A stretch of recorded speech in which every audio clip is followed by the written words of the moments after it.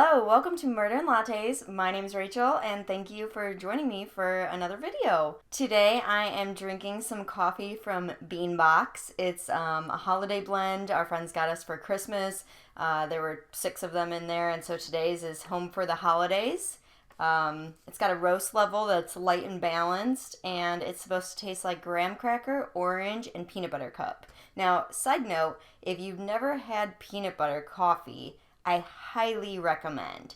This one, I'll admit, doesn't taste too much like it, probably because I put way too much creamer in it, but I have had just straight peanut butter coffee before, and it is delicious. It sounds really weird, but I promise you gotta go out and try it. So, how many beans out of 5? Let's do that. That sounds fun. 3 beans. 3 beans out of 5. Today's video takes place in Finland. I know, not the US, kind of strange, but honestly, I just felt like if I'm going to hear an interesting story, then I'm going to share it with you guys. And whether that be US based, whether that be anywhere else in the world, if it's interesting, it's interesting. And I think that's all you guys care about too. So let's get into it. Helsinki, Finland. I'm probably saying that wrong, but again, we're going to go with it. On Friday, December 15th, 2022, a woman went missing and was reported missing after she didn't show up for work that Friday. Police later that evening went to her house and spoke with her husband and apparently didn't think anything was suspicious at the time.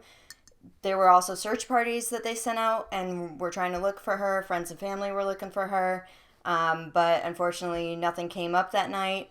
Fast forward to Saturday morning, the husband and wife's neighbor called authorities after he saw the man kind of acting suspicious outside. He said that he was carrying around some things that just kind of seemed off. So authorities came over, and that's when they found that the husband was actually trying to move his wife's body that was wrapped up in a rug into his car. Police now think that the woman was actually murdered Friday night and probably inside of the couple's shared home. The husband has now been arrested and he is in custody on probable cause of murder. The police don't want to release exactly what the cause of death was, but they have stated that the woman suffered external injuries that led to her death. Now, the suspect in question, the woman's husband, he has admitted that he caused his wife's death, but he has not stated explicitly, or at least the police have not reported, that he stated what circumstances surrounded this, what reasons led to her death, and we don't know whether the cause of death was manslaughter or murder. Now, one thing I did find interesting is that the investigators of this murder in Finland, remind you, in order for them to investigate a suspicious death as a murder at an early stage, it's required that the death is either exceptionally cruel or that it's planned. So that's why they haven't released right now whether it's murder or not, is because they have to prove right away whether it's exceptionally cruel or it's planned. Now, you might be thinking like I did, exceptionally cruel, well, the woman died. Yeah. So the investigator also said that in order for them to say that it's exceptionally cruel, they have to show that the injuries that were sustained were severe. Again, she died, so how's that not severe? We don't have much detail on that, but what I took that as is like, think of like 3 stab wounds caused her death or 50 stab wounds occurred. So I would think that, if it's 50 stab wounds that they found, well, then they're going to say that that's murder because that's exceptionally cruel. Does that make sense? I hope so. It's a little fuzzy, but just go with me on that.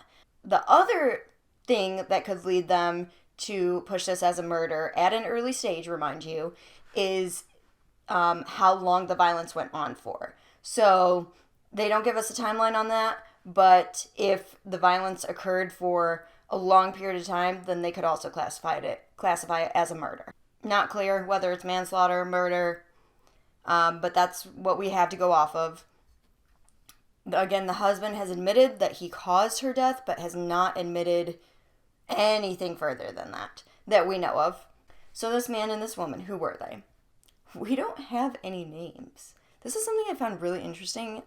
They might be out there, but I'll tell you, I looked through a lot of articles, and not only were there no mentions of names, but there weren't even mentions of, hey, we're going to keep their names private. Nothing of that sort. So I apologize if they are out there and I just couldn't find them and you can. Props to you. But anyways, this man, he was born in 1974. He's a psychiatric doctor and he got his doctorate in medical science. He also claims to be an expert in forensic psychiatry. His wife, the woman who lost her life, unfortunately, she worked in the financial industry, and the couple had been married about 1.5 years at that point. So one thing that I will note is that it took longer for the police to be permitted to search the man's computer and his phone, things like that, because of his profession. So what was reported, at least, is that in order for them to be able to protect patients' records, they had to have someone that they called like an agent there. And in this case, that agent person was a specialized lawyer who would be able to protect patients' records while the police were going through his computer and his phone. I think it's also worth mentioning that the couple had planned for a party that Saturday that the man was arrested, but on Friday, the husband called off that party. We don't know if he called it off because, his wife was missing, they couldn't find her, or if he called it off before she was even reported missing. But I do think it's worth mentioning because it was reported on. So this man, I think it's interesting that he's a psychiatrist because of the details that were shared with us. He's also researched things like genetics and whether or not if you had a certain gene that you were at a higher risk for violent crimes. I think that's super interesting that he has researched on that. Now, that doesn't mean anything, just going into some background here. Another thing about him, though, is that in 2014, his right to practice was temporarily suspended, but we do not know why. There is no reporting out there on why he was not allowed to practice, but he was allowed to work under supervision of a licensed physician. If this wasn't already interesting enough, we don't have a motive at this point. We know that he's admitted to causing his wife's death, but nothing further than that. We know that he studied, different violent crimes and different things like that, forensic psychiatry. Another piece of information is that in August 2021, this would have been shortly after him and his wife got married. Him and his wife and their kids, I don't know if it's some of the kids were his, some were hers. Anyways, 6 people in the car. They were test driving a car from the dealership to see if they wanted to buy it. It was a bigger car, and I guess they needed a bigger vehicle. And the man ended up driving the car into the sea. He stated that it was an accident, and I wasn't able to confirm this, but there were a couple of reports out there that stated that it was some gearing issue or just that he wasn't familiar enough to maneuver the car. But I also saw that they were driving about an hour at this point, driving the car around, testing it out. So I think it's a little sus. You decide for yourself what to make of that. It could be completely unrelated. It could be a freak thing, an absolute accident. Thankfully, nobody was injured in that accident. But I do think, given everything that we know at this point, I just thought it was worth sharing for you guys. Again, decide for yourself whether it's relevant or not, but again, I just thought it was interesting. So unfortunately, I don't have much more than what I shared with you guys today. We don't have a motive. We don't know why he would want to kill his wife.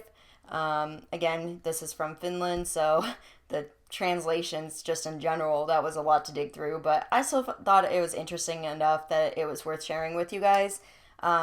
So again, if you have any suggestions on other videos that you would like me to cover, or if you just have opinions on this case in general, please just drop them in the comments. Thank you again for joining me today, and I hope to see you again soon.